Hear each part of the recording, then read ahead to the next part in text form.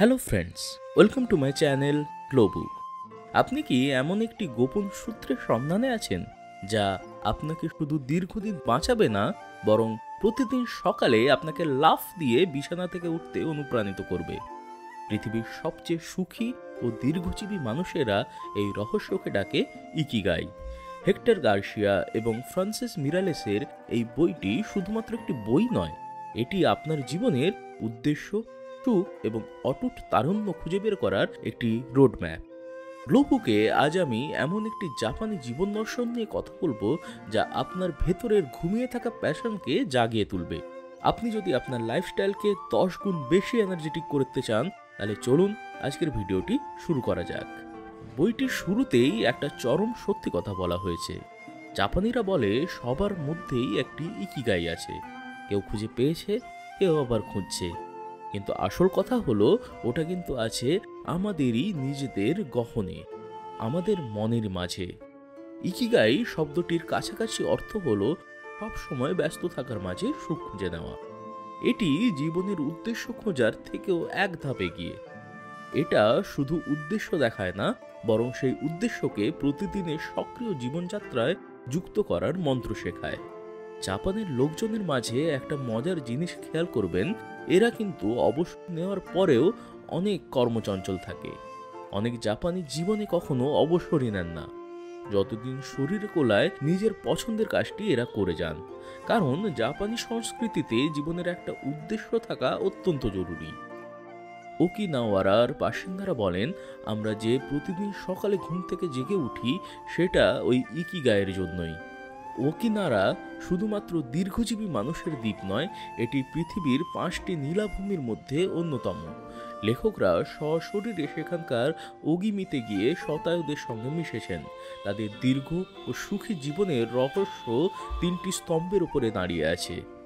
হারা হাচিবু বা the diet secret. খাবার আগে পরে জাপানিরা বলে হারা হাচিবু, মানে পেট 80% ভরে খাও।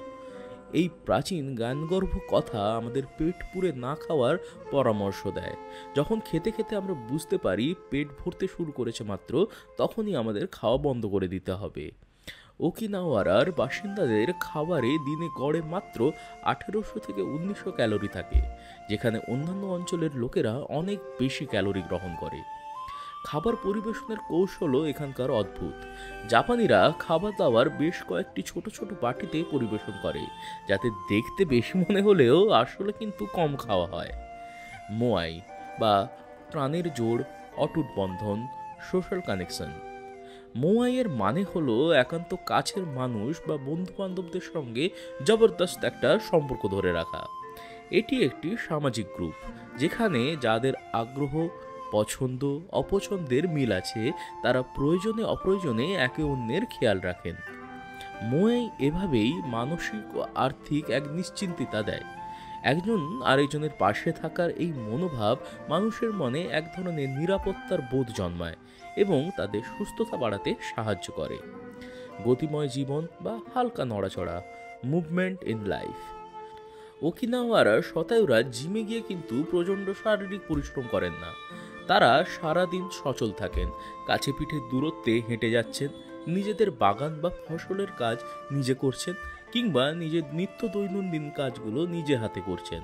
গাড়ি চালানোর বদলে তারা হাঁটাহাঁটিতেই আনন্দ পান। এই হালকা নড়াচড়া লম্বা জীবনের সূত্র। মানসিক চাপ ও মস্তিষ্কের তারুণ্য, দ্য স্ট্রেস ফ্যাক্টর। এই বইটির সবচেয়ে জরুরি দিক হলো এটি আমাদের আধুনিক জীবনের সবচেয়ে বড় শত্রু চাপ বা স্ট্রেসের মোকাবিলা করতে শেখায়। চাপ ইকুয়ালস টু দ্রুত বুড়িয়ে যাওয়া। গবেষণা বলছে মাত্রাতিরিক্ত চাপ শরীর দ্রুত ভেঙে দেয়। স্ট্রেস কোষের গঠনকে দুর্বল করে দেয়, যার ফলে শরীর অকালে বুড়িয়ে যায়। আদিম মানুষেরা শিকারীর মতো বাস্তব বিপদে চাপ অনুভব করত, যা তাদের বাঁচিয়ে রাখত। কিন্তু আধুনিক মানুষ 24 ঘন্টা ফোন নোটিফিকেশন, কাজের চাপকে শিকারের হুমকি হিসেবে দেখে। ফলে শরীরে সারাক্ষণ অল্প অল্প করে ক্ষতিকর কর্টিসল হরমোন বইতে থাকে। মেন্টাল এক্সারসাইজ বয়স ধরে রাখতে, মনটাকে সচল রাখতে সাহায্য করে। মস্তিষ্ক যখন কোনো কাজ বারবার করতে করতে অটো পাইলট হয়ে যায়, তখন কিন্তু আমাদের মস্তিষ্কের তারুণ্য ধরে রাখতে আমাদের কাজের মধ্যে পরিবর্তন আনতে হয়। নতুন তথ্যের চ্যালেঞ্জ। মস্তিষ্ককে নতুন নতুন তথ্যের সামনে সবসময় আমাদের ফেলতে হবে। নতুন কিছু শেখার আগ্রহ, নতুন পরিস্থিতির মোকাবিলা এবং লোকজনের সঙ্গে মেলামেশা আপনার নিউরনের বুড়িয়ে যাওয়া ঠেকাতে পারে। মস্তিষ্কের ব্যায়াম শুধু ফর্মাল কিছু নয়, অন্যদের সঙ্গে দেখা সাক্ষাৎ ও গেম খেলাও নতুন উদ্দীপনা দেয় এবং একাকিত্বের বিষণ্ণতাকে দূর করে। বন্ধুরা, ইকিগাই শুধুমাত্র একটি জাপানি শব্দ নয়, এটি আপনার জীবনকে সর্বোচ্চ পর্যায়ে বাঁচার একটি দর্শন। বইটি আপনাকে দেখাবে আপনার ভেতরের সেই শক্তি, দীর্ঘ ও সুখী জীবনের সূত্র, কিভাবে আপনি আপনার ইকিগাই খুঁজে পাবেন। বইটি একটি অত্যন্ত অনুপ্রেরণামূলক বার্তা দিয়ে শেষ হয়েছে। জীবনের লম্বা ও আনন্দময় সফরের জন্য যা যা দরকার তার সব কেবল তাদেরই আছে যারা জানে তাদের ইকিগাই কি। এখন আপনার পালা, আর দ্বিধাদ্বন্দ্ব নয়। আপনার জীবনের উদ্দেশ্য খুঁজে বের করে দীর্ঘ ও আনন্দময় যাত্রা শুরু করুন। আপনি কি এখন আপনার ইকিগাই খুঁজে নেওয়ার চ্যালেঞ্জ নিতে প্রস্তুত? কমেন্টে লিখুন আপনার ইকিগাই কি। এই ভিডিওটি আপনার সেই বন্ধুদের সঙ্গে শেয়ার করুন যারা জীবন থেকেও আরও বেশি কিছু চায় এবং যারা নিজেদের স্ট্রেস সামলাতে এখনও হিমশিম খাচ্ছে। এই ভিডিওটি যদি আপনাদের ভালো লেগে থাকে তাহলে লাইক দিতে ভুলবেন না এবং আরও বেশি করে এই ধরনের লাইফ চেঞ্জিং কন্টেন্টের জন্য আমার চ্যানেল গ্লোবুকে সাবস্ক্রাইব করুন। বাংলা ক্লাসিক্সের অন্যান্য গল্পগুলো আমি ধীরে ধীরে আনার চেষ্টা করব। যদি আপনাদের ভালো লেগে থাকে তবে অবশ্যই কমেন্ট করেও আমাকে জানান।